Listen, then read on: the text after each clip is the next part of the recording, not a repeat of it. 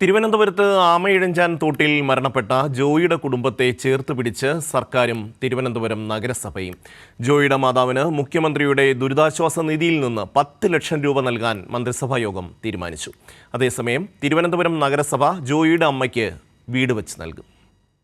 ഈ മാസം 13-നാണ് തമ്പാനൂർ റെയിൽവേ സ്റ്റേഷനോട് ചേർന്ന ആമയിഴഞ്ചാൻ തോട് ശുചിയാക്കുന്നതിനിടെ ജോയ് ഒഴുക്കിൽപ്പെട്ട് കാണാതാകുന്നത്. പിന്നീട് നടന്ന കൈമേയ് മറന്നുള്ള രക്ഷാപ്രവർത്തനത്തിനൊടുവിൽ 15-ാം തീയതി രാവിലെ ജോയിയുടെ മൃതദേഹം കണ്ടെത്തി. രക്ഷാപ്രവർത്തനത്തിൽ എന്ന പോലെ തുടർന്നങ്ങോട്ടും ജോയിയുടെ കുടുംബത്തെ ചേർത്ത് നിർത്തി മുന്നോട്ടു പോകാനാണ് സർക്കാരിന്റെയും തിരുവനന്തപുരം നഗരസഭയുടെയും തീരുമാനം.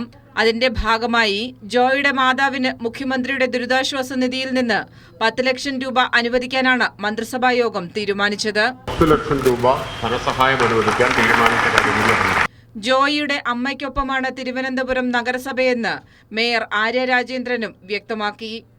നഗരസഭ പരിധിക്ക് പുറത്താണ് ആ അമ്മയും ആ കുടുംബവും താമസിക്കുന്നത് എങ്കിൽ പോലും സംസ്ഥാന സർക്കാരിന്റെ പ്രത്യേക അനുമതി സ്വീകരിച്ചുകൊണ്ട് തന്നെ തിരുവനന്തപുരം നഗരസഭ കൗൺസിൽ വരുന്ന ദിവസം പ്രിയപ്പെട്ട ജോയ് എന്ന് പറയുന്ന സഹോദരന്റെ അമ്മയ്ക്ക് വീട് വെച്ച് നൽകുന്നതിനു വേണ്ടി തീരുമാനിക്കുകയാണ്.